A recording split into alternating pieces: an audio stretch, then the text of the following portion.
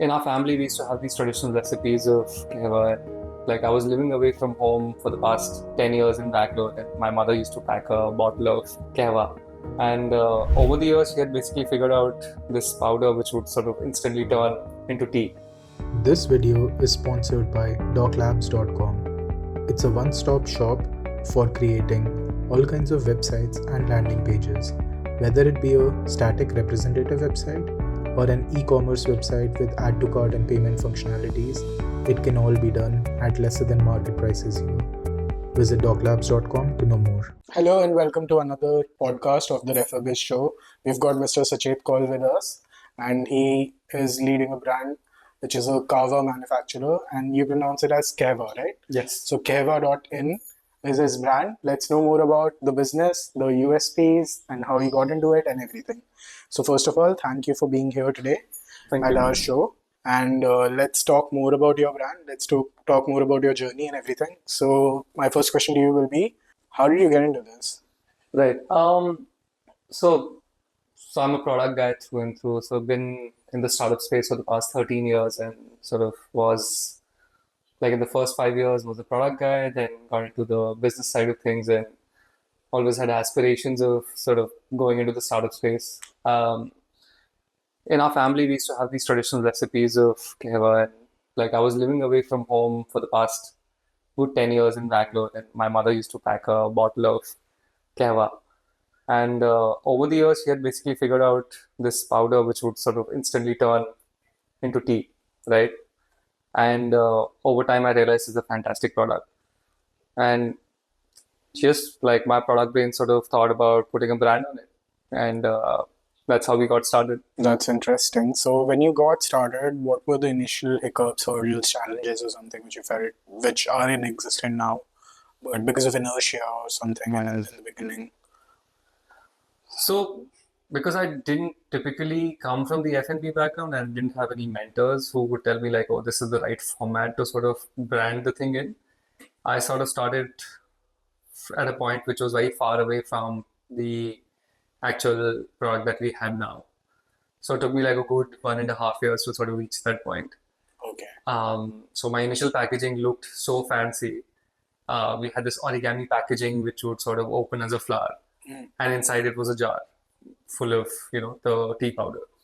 So everyone, like I wanted to sort of give it out to regular people in retail, but they would always tell me like, oh, is this a gifting product, Oh, right? And because usually when you get something like this at your homes, you never look at the box, right? You always look at the box, you open it and then you throw away the box. You never think about it. But for me, like this box, we had put in a lot of effort, and then I realized like, oh, people are just gonna like throw it away anyway. and then you had to take a step back from there, basically, also Yeah. from the thing which you had thought about so much, the packaging. Yeah, so the packaging sort of went from like an origami box, which turned into a gifting product in itself. Okay. And that did well in the season that we did last year. And we went to a tuck-in box, which sort of, is the most acceptable form in the retail for jars. And then now we're doing sachets. Cool. Like, Cool. yeah. So, what is the current basket of products? Are there different flavors? What are the SKUs like? Are there different flavors of Kehwah, or is there a hamper also, or what is it like in the Oh. e-store and all of that? So we have 3 different flavors that we Okay. focus on. And they are herbal tea, green tea, and black tea from Kashmiri. Okay. So the herbal tea is basically a mix of saffron and spices and nuts. Mm. The green tea is basically a base of green tea, spices, and nuts. And then black tea is a salty, spiced black tea, which is good for your immunity, gut health, good for stomach. Usually had after noons, more popularly known as noon chai. So we were able to sort of get all these into an instant format from whole ingredients. And Yeah. each of them have their own objectives. Like you said, one is for after meal digestion, and one is for Yeah. some other attributes of their Yeah, ingredients. so the herbal tea is basically good if you want to treat someone for something special, right? Okay. So we sort of create something that is very rich in kesar, so super premium, super expensive. Okay. At least perception, like it's not because they're only 15 rupees a cup. Okay. But if you want to treat someone for something special, then you go with our Kesar Kehwah, right? But if you want something for your daily drinking, think about it like like a tastier green tea. Then you go with like your Kashmiri Kahwa. That's the second flavor. Then if there is a like a use case for you feel too bloated, you feel too heavy, you want something that you can sort of that'll solve your stomach issues, etc.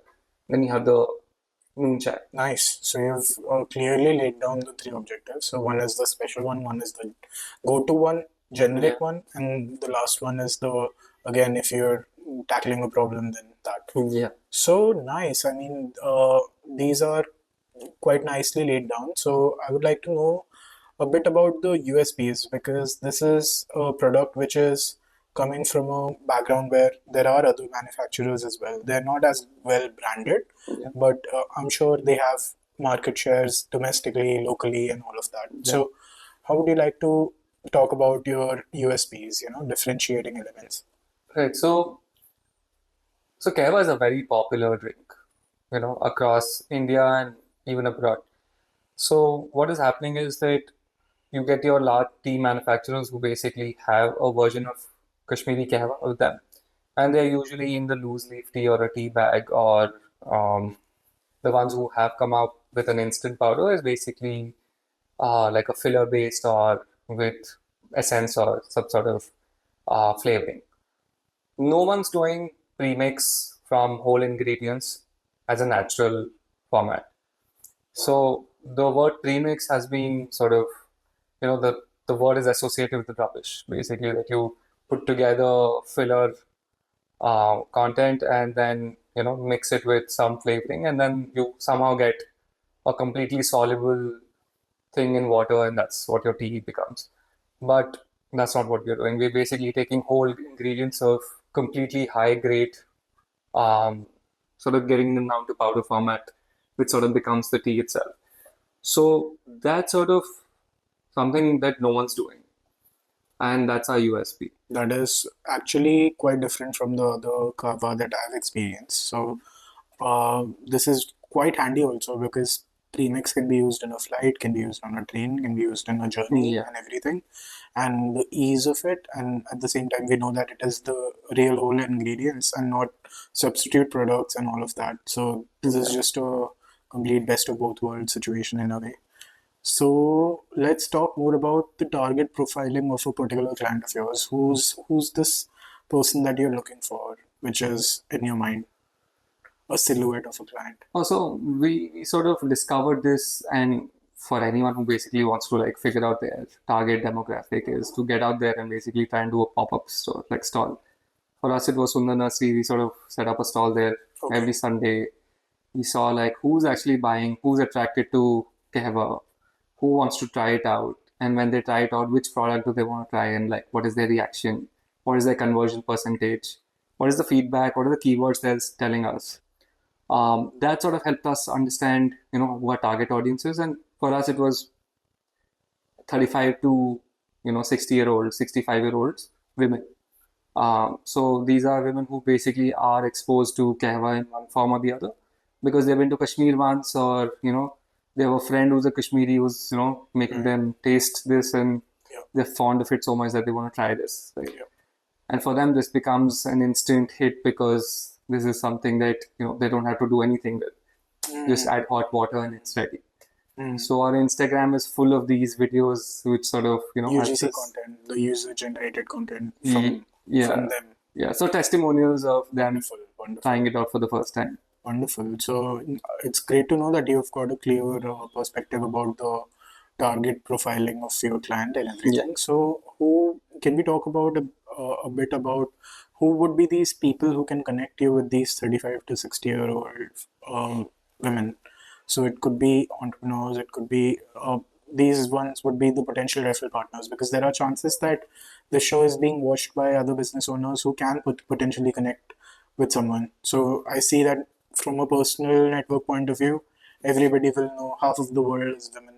So that way that is there. But are there specific vendors which are catering in this segment, maybe interior contractors or other vendors with which have women buyers? So have you been able to spot a few referral partners for you? So this year we are thinking of doing gifting in a very, major way. I think tea and especially Kehwah is a very good gift because of just the association of Kashmir and the premiumness of Kehwah and the season of gifting it sort of sits very well in terms of color and what it sort of represents. It's great. So plus like anyone who wants to do gifting, I think that would be a great fit. All right. So corporate gifting vendors and a couple of others Yeah, on those lines, even packaging gifting vendors, and all of them can maybe get a foot in the door for an institutional deal like a hotel or something correct. also. Yeah. So that way. So we'll come to the second last question of the show, and that is an advice which you can give to a young entrepreneur who's starting off in your field. In my field, Yep. in F&B, okay. I think, like I said, like I think the sort of going out there and sort of getting a sense of who your customers are, what they are saying, like a real world experience of people experiencing your product and what they're saying will actually help you understand your field so much better. And what is the feedback that they're saying after trying? Are they actually buying? Because that conversion rate will tell you how far you are from your product market fit. Correct. So the primary research bit is really important, and it's not just Yeah. everything on in a boardroom and mostly Yeah. in the market. Yeah, and of course, the other thing in the F&B space is that you can sort of validate all of this with the market trends also, right? Like at least for me, tea is sort of moving towards an instant format because convenience is a big Yeah. theme across industries, and for F&B, especially beverages, instant is the keyword. So everyone's trying to sort of move towards an instant tea. Correct. But are they able to sort of pull it off, and what are they doing? What is it? So I feel like the whole industry is sort of using a very shortcut kind of method to get to instant by using your substitutes, And everything. additives and fillers, which I feel is sort of not up to the mark. So I feel if we can sort of motivate a few big manufacturers to move that way, I think that'll be a big win for us. Nice. This is again a very good advice that do not take shortcuts and follow the research patterns of the industry. So these are great advices you have put on the table. So my last question to you will be that is there a myth which you would like to bust for a potential client of yours that there would be myths around your product? So a lot of people associate Kehwah with like a winter product. Yeah. Yeah. And I sort of tell them that this is something that think about it like a tastier green tea, because of the health benefits that it has, and because of the taste it has. So if you can sort of replace your regular chai with a Kehwah, the amount of benefits that you'll gain like over a year will be like tremendous, right? Because of less acidity, less bloating. Your body sort of will sort of thank you for getting onto a green tea, because the biggest hurdle to drinking green tea is the taste, Good. right? But this is a tasty version, so I would say like that. And anyway, in winter, in summers, actually, we're living in temperature-controlled environments like maybe malls or offices or homes where it's maybe in the range of 16 to 24 degrees, which is as good as winters essentially. So Yeah, for your body, it's just yeah.